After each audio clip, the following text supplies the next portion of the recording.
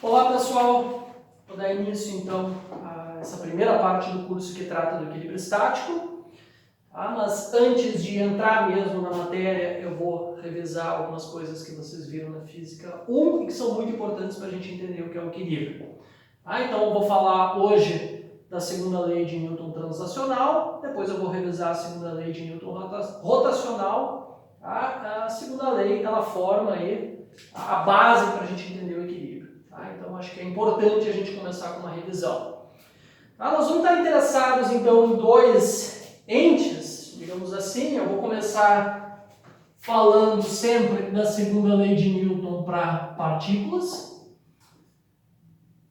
Então, uma partícula é um ente sem volume, sem dimensão. Uma partícula não ocupa uma extensão do espaço, mas ela tem massa. Então, é uma idealização. Por que é importante estudar o comportamento de uma partícula? Bom, porque forma a base para a gente entender qualquer outra coisa. Então, um corpo extenso que ocupa um volume no espaço é composto de uma enormidade de partículas, de pedaços de matéria que são muito pequenos que podem ser tratados como partículas. Então, essa idealização é muito importante. Ela é o bloco de construção para a gente conseguir escrever a segunda lei de Newton para objetos mais complexos, objetos que ocupam um volume no espaço. Então, depois de entender, depois de explicar a segunda lei para uma partícula, a gente passa para a segunda lei aplicada a corpos rígidos. Então, então, o que é um corpo rígido? Um corpo rígido, ele ocupa uma extensão do espaço, ele ocupa um certo volume no espaço. Então, são esses objetos que vão nos interessar agora nessa primeira parte do curso. Bom, ele é rígido. Então, é um corpo que ocupa um volume no espaço, cuja distância entre quaisquer dois pontos do meu corpo ela permanece constante. Essa é a definição do corpo rígido. Então, tu não consegue deformar ele, a distância entre quaisquer dois pontos, ela é fixa. Bom, a segunda lei para corpos rígidos é o que realmente importa para esta primeira parte do curso, que trata de equilíbrio de corpos rígidos. Bom, eu quero entender quais são as condições de equilíbrio com uma ponte, por exemplo, um andaime, para que esse andaime fique em repouso, fique em equilíbrio estático. Então a gente precisa entender a segunda lei, como ela é aplicada a corpos rígidos. Certo? Então vamos começar com a segunda lei. Hoje eu vou falar só da segunda lei translacional. Então vamos começar com a segunda lei translacional para uma partícula. Então, segunda lei translacional para uma partícula. Bom, como vocês bem sabem, segunda lei translacional para uma partícula. Como vocês bem sabem, a segunda lei de Newton, ela trata da relação entre as forças, a relação que existe entre as forças que agem numa partícula, num corpo, e o movimento desses corpos. Então, basicamente, a gente está falando aqui das causas do movimento. Uma força, ela age num corpo e ela causa o movimento desse corpo porque ela provoca uma variação de velocidade.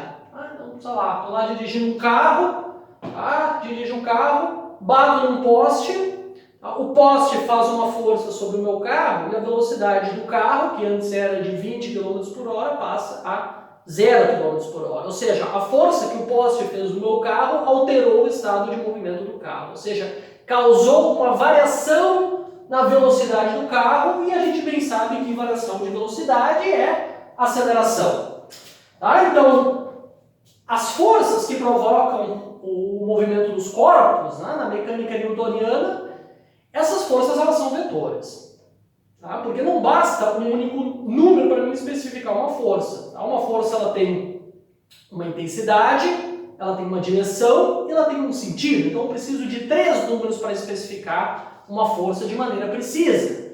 Então uma força, a força ela é um vetor, e a gente sabe, vejam, a gente pode assim intuir a segunda lei fazendo alguns experimentos cotidianos. Então, por exemplo, imagine que eu tenho lá uma mesa e eu empurro a mesa ao longo desta direção no sentido daqui para lá. Então, quando eu aplico essa força na mesa, a gente sabe que a velocidade da mesa varia na mesma direção da força. Então, existem inúmeras outras situações que a gente pode imaginar. Eu jogo essa caneta na parede, a velocidade da caneta está indo para lá, bom, a velocidade, quando a caneta bate na parede, ou seja, interage com a parede faz uma força na caneta ao longo desse sentido. E a velocidade da caneta varia também nesse sentido. Qual é o meu ponto aqui? Eu estou tentando argumentar para vocês que a força que atua num corpo, ela é proporcional, esse é o símbolo de proporcionalidade, ela tem que ser necessariamente proporcional à variação da velocidade do corpo. Mas variação da velocidade é aceleração. Logo, a força ela é proporcional à aceleração, ao vetor aceleração. Sendo que o coeficiente de proporcionalidade aqui, existe um número aqui, porque essas duas quantidades são grandezas físicas diferentes, então eu preciso de um número aqui para corrigir, digamos assim, as unidades, para fazer com que existe um número aqui que, quando multiplicado pela aceleração, me dá uma força. E esse número, vejam, ele necessariamente tem que ser positivo, porque a força e a aceleração, dessas situações que a gente está imaginando aqui, dessas situações cotidianas, esses dois vetores são paralelos. Então esse número aqui necessariamente ele é positivo.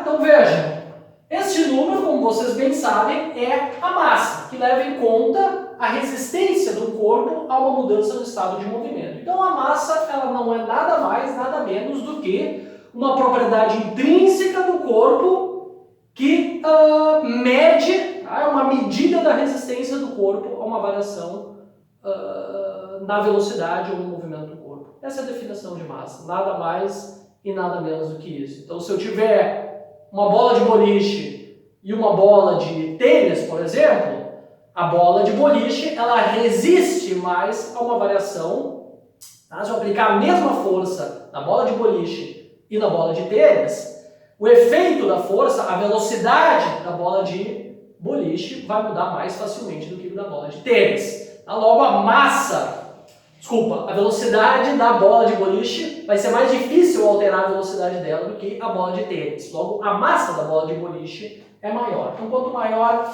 a massa, maior a resistência do corpo a uma variação de velocidade. Então, esse coeficiente que entra aqui eu vou chamar de M, a massa M da minha partícula.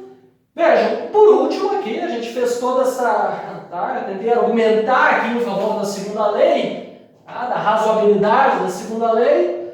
Por último, a gente sabe que, em geral, não existe só uma força atuando num corpo, pode existir várias forças. Então, para mim saber se um corpo, por exemplo, vai se movimentar numa certa direção e sentido, eu preciso somar o efeito de todas essas forças. Então, ao invés aqui de uma única força, o que deve entrar aqui é a força resultante sobre a partícula.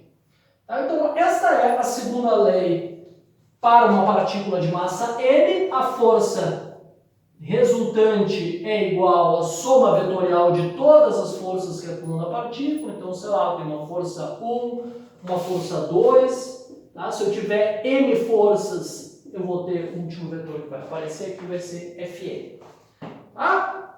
Então, esta é a segunda lei, a famosa segunda lei para uma única partícula.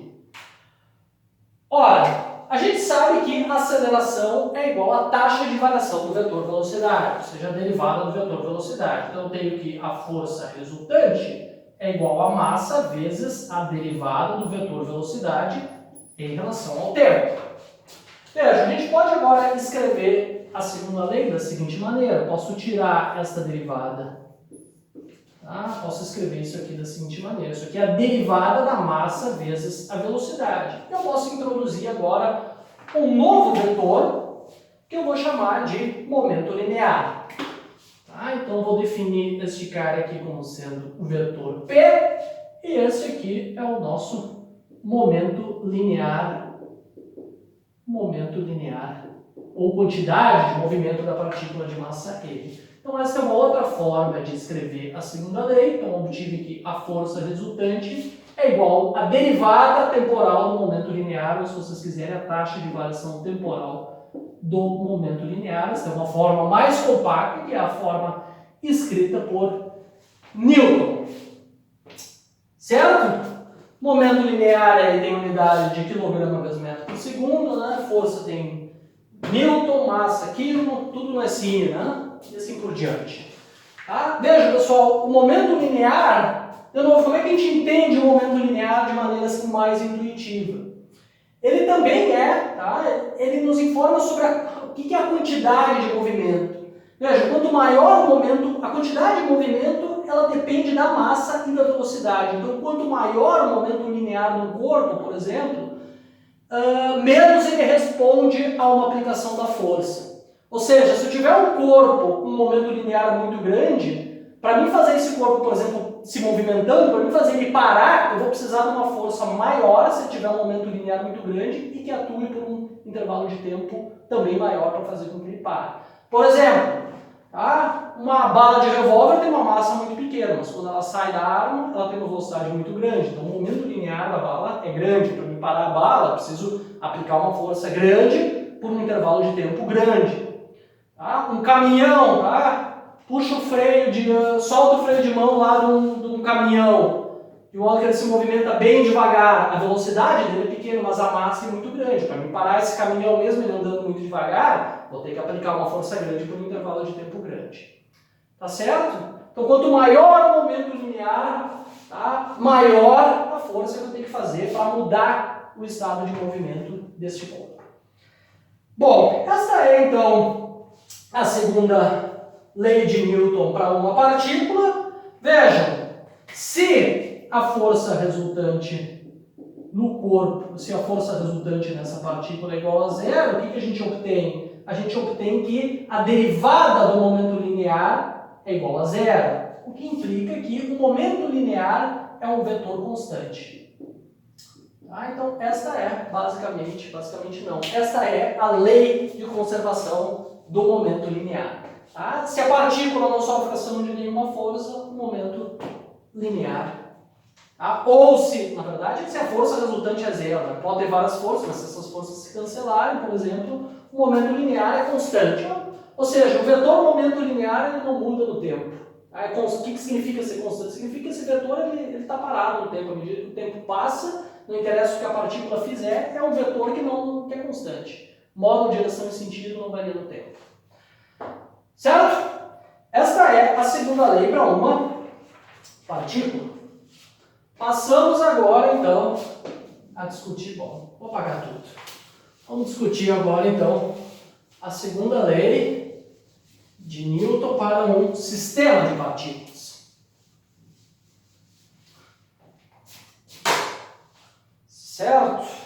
Então, estou interessado agora em um sistema de partículas. O que é um sistema de partículas? Bom, temos lá um certo conjunto de partículas com diferentes massas. Vamos imaginar que eu tenho uma partícula aqui de massa M1, aqui eu tenho uma partícula de massa M2, aqui eu tenho uma partícula de massa M3 e assim por diante. Quantas partículas vocês quiserem.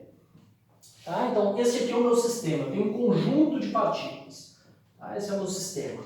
Essa é só uma ideia pictórica. Tem um conjunto aí, cada partícula tem uma massa. Então, uma certa partícula que eu vou chamar de I, ela tem uma massa que eu vou chamar de MI. A massa dessas partículas pode ser diferente.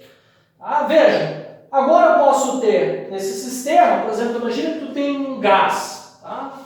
Tem um gás, tem um sólido, tem um objeto aí que tem várias partículas. Essas partículas, elas interagem entre si. Tem forças entre essas partículas. Por exemplo, pode ter uma força gravitacional, como a gente pode ver quando a gente vai ver no curso. Pode ter uma força, em geral, os corpos, as partículas, elas têm carga também. Então, os átomos têm, se tu está descrevendo um corpo, em termos das moléculas ou dos átomos, em geral, eles têm carga. Tá? Tendo carga, eles interagem via força eletromagnética, que vocês vão ver na física 3. Tá? Então, em geral, existem forças entre essas partículas. Tá? Eu vou desenhar isso aqui só de maneira pictórica. Então, essa partícula sofre ação de uma força, devido a essa partícula aqui. Essa partícula faz uma força, digamos, atrativa nessa partícula, não importa, tá? Eu quero só ter uma representação pictórica. O que acontece é que eu tenho forças internas aqui, essa partícula interage com essa, assim por diante. Eu vou desenhar essas forças em vermelho. Então, eu tenho aí uma série de forças internas ao meu sistema, mas eu também posso ter forças externas, ou seja, eu posso ter aqui uma força, em azul vou desenhar minhas forças externas, que são forças executadas por agentes que estão fora do meu sistema. Ah, mas quem é o sistema? Não interessa. É a gente que define quem é o sistema.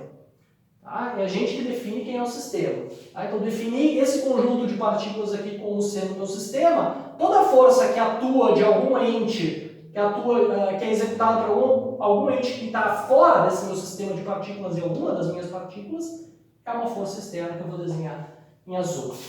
Tá? Então, essas aqui são as forças externas.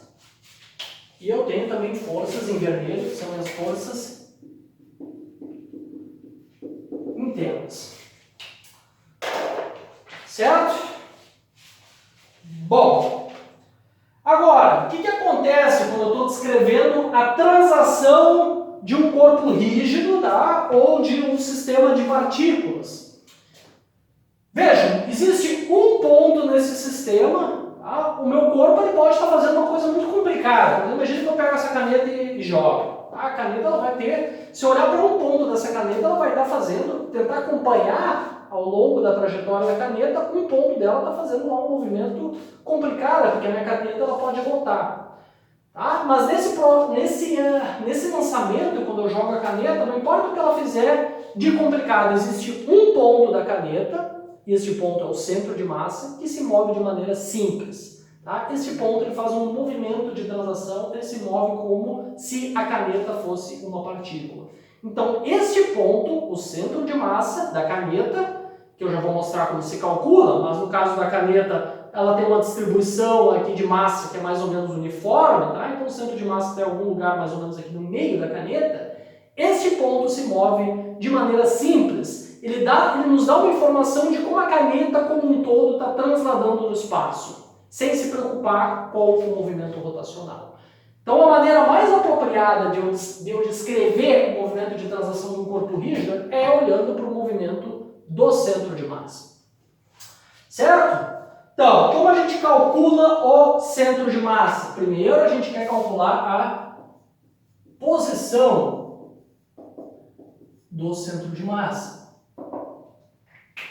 Tá? A posição do centro de massa, que é um vetor, porque a posição é um vetor que eu vou chamar de R. Tá? Então, a posição vetor R do centro de massa é igual a 1 sobre a massa total do meu sistema, e a massa total do meu sistema é o quê? M1 mais M2 mais Mn. Tá? Digamos que eu tenho N partículas do meu sistema, então eu tenho que somar a massa de todo mundo. Então vamos botar aqui, ó. N vai ser o quê? Número total.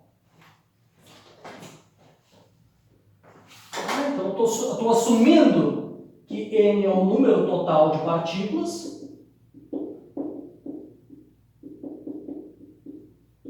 Certo? Então a massa total M grande vezes o quê? Vezes a massa da partícula 1 vezes a posição da partícula 2 mais a massa da partícula 2 vezes a posição da partícula 2 e assim por diante até eu chegar na massa da minha partícula N e a posição R. Esse R aqui ficou muito feio, né? A posição Rn da minha partícula N. Certo?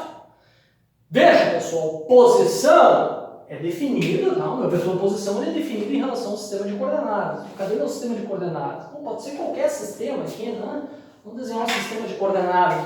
Para simplificar, vamos imaginar que as partículas estão todas no plano do quadro. Então, tem um sistema cartesiano bidimensional, está aqui meu eixo horizontal, está aqui meu eixo vertical y, está aqui a origem do meu sistema de coordenadas, então a posição da partícula MI, digamos que é um sistema só bidimensional, tá? Todas as partículas estão no plano do quadro, a posição da minha partícula MI vai ser este vetor R aqui.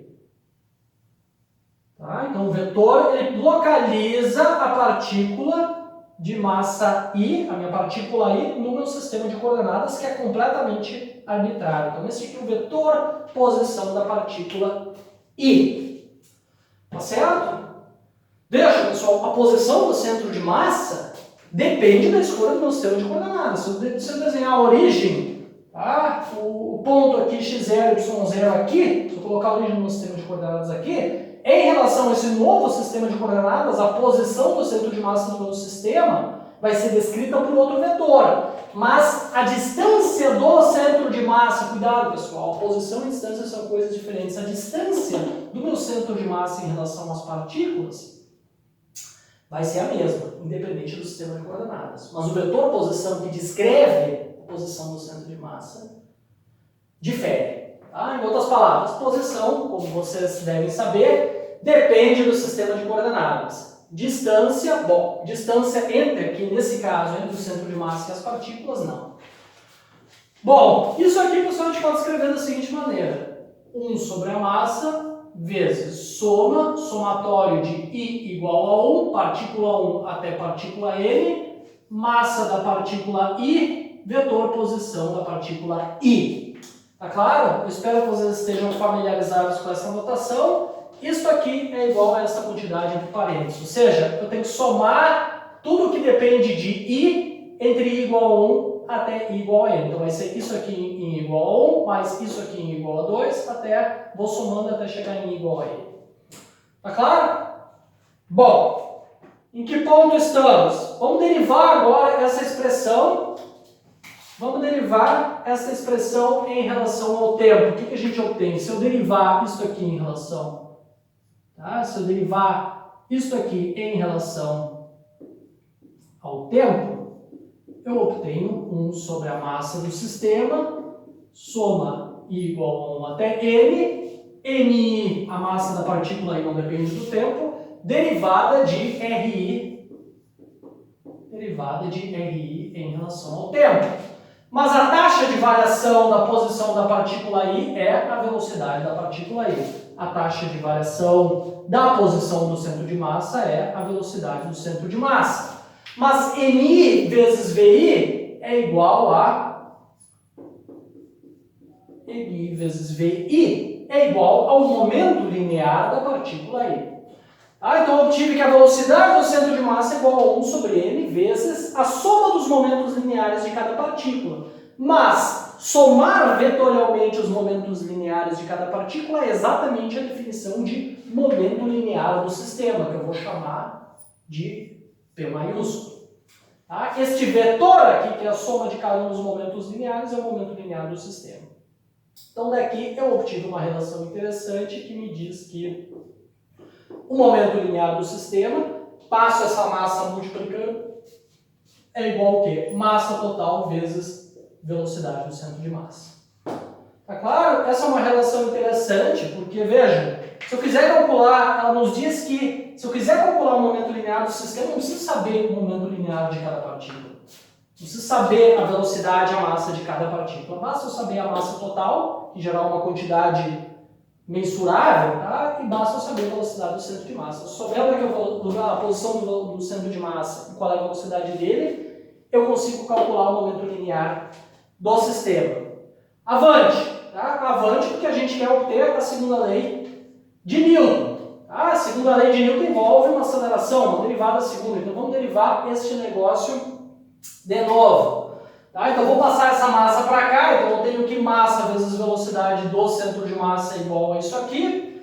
Vou derivar de novo a expressão e vou obter o seguinte: massa vezes derivada da velocidade do centro de massa em relação ao tempo é igual a I igual a 1 até N, somatório,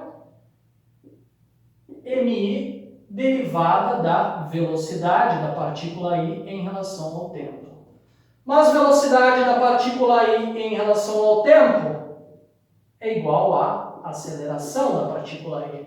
Derivada da velocidade do centro de massa em relação ao tempo é a aceleração do centro de massa. Mas massa da partícula I vezes a aceleração da partícula I é o quê? De acordo com a segunda lei translacional para uma partícula, isso aqui é a força resultante sobre a partícula I. Então, tive a seguinte expressão. Massa vezes aceleração do centro de massa é igual a soma de I igual a 1 até N, MI vezes AI, de acordo com a segunda lei para uma partícula, é igual a força resultante sobre a partícula I. Certo? Então, a massa vezes a aceleração do centro de massa é igual à soma da força resultante atuando em cada uma das partículas. Tá? Vamos tentar simplificar. Vamos simplificar essa expressão ainda um pouco mais. Veja, vamos considerar um par de partículas qualquer aqui do meu sistema. Tá? Imagina que eu seleciono um par de partículas. Qual par? Qualquer um. Tá? Qualquer um que vocês quiserem. Tá? Então imagina que eu tenho aqui, vou chamar de M1 uma partícula e M2 a minha outra partícula. Veja, eu posso ter as minhas forças externas em cada uma das minhas partículas. Tá? Então imagina que eu tenho aqui forças externas atuando nessa partícula e posso ter várias aqui, quantas vocês quiserem. Um monte de força externa atuando na minha partícula de massa M2. Tá? Mas eu tenho também a força interna de interação entre esse par de partículas. Tá? Então, aqui eu tenho a força que a partícula 2 faz na partícula 1. Eu vou chamar isso aqui de F21. E, da mesma maneira, eu tenho uma força que a partícula 1 faz na partícula 2, que eu vou chamar de F1 seta 2, para indicar que esta é a força que 1 faz em 2. Tá claro? Isso isolando um par de partículas. O argumento que eu vou dar aqui para vocês, ele serve para qualquer par. Tá? Então veja, a gente sabe que eu tenho dois corpos aqui. A gente sabe que a força que 1 faz em 2, ela tem que ser de acordo com a terceira lei de Newton. Essas duas forças elas têm que formar um par da terceira lei. Ou seja, a força que 1 faz em 2, ela possui o mesmo módulo que a força 2 faz em 1, mesma direção e sentido contrário. Tá? Então, necessariamente, F21, o vetor, vai ter que ser igual a menos F12. Essa é a relação satisfeita por um par de vetores, força da terceira lei de Newton. Logo, passando isso aqui para a esquerda, eu tenho que a soma vetorial de F21 mais F12 é igual a zero. Vejam, pessoal, isso aqui é bastante interessante, porque está nos mostrando que todas as forças internas nessa expressão vão se cancelar. Porque, veja, eu estou somando a força resultante em cada partícula. A força resultante vai ser a soma de todas as forças externas da partícula, mais a soma de todas as forças internas. Tá? Agora, numa segunda partícula, eu vou ter também forças internas e forças externas. Se eu considerar cada par de partículas separadamente e aplicar esta relação, eu zero todas as forças internas. Logo, as únicas forças que sobrevivem aqui nessa expressão, tá, são as forças externas. Tá? Então, a única coisa que eu preciso me preocupar aqui é a força resultante na partícula I vai ser a força resultante externa mais a força resultante interna. Somando todas as forças resultantes internas eu vou ter zero, devido à terceira lei de Newton, e daqui eu tiro então que a massa vezes a aceleração do centro de massa é a soma de todas as forças resultantes externas em cada uma das minhas partículas. Mas isso eu posso escrever como simplesmente a força resultante externa no meu sistema. Esta é a segunda lei de Newton, translacional para um sistema de partículas. Tá? A força resultante externa no meu sistema é igual a massa vezes a aceleração do centro de massa. Vejam, é muito razoável, tá? Porque eu não espero que o movimento de translação da minha caneta, por exemplo, quando eu jogo ela, vai depender de alguma forma da interação entre as partículas da minha caneta. Não é o que a gente observa, tá? Não é o que a gente observa. A única coisa que provoca uma variação no movimento de translação da minha caneta é a aplicação de forças internas, independente do que acontece, como são as interações complicadas entre as moléculas que compõem a caneta. Tá claro? Então, uma lei bastante razoável. Um corpo rígido, o centro de massa se move, dependendo ou não se houver, tá? Se move ou não. A aceleração ela é zero ou não. Tá? Eu tenho variação de velocidade dependendo se existem forças externas. Veja, a gente pode agora, da mesma maneira que a gente fez antes, eu posso escrever a seguinte expressão. Eu tenho que a força externa resultante é igual à massa total do sistema vezes a aceleração do centro de massa, mais a aceleração do centro de massa é a taxa de variação da velocidade. Posso colocar essa derivada fora e escrever que a força, tanto faz, resultante externa ou externa resultante, tem que só entender o que isso significa, é igual à taxa de variação, a taxa de variação do momento linear do sistema, porque massa total vezes velocidade do centro de massa é o momento linear. Então esta é a forma análoga a que eu escrevi antes para uma partícula, no caso de um sistema de partículas. De novo, se não existem forças externas atuando no meu sistema, ou se a força externa resultante for igual a zero, a derivada do momento linear do sistema é zero, o que significa que o momento linear é um vetor constante. Tá claro, pessoal? Estas são as leis, tá? A segunda lei de Newton para o movimento de translação de uma partícula e para um sistema de partículas. Próxima aula eu vou introduzir o torque e depois nós vamos falar da segunda lei rotacional. Até lá!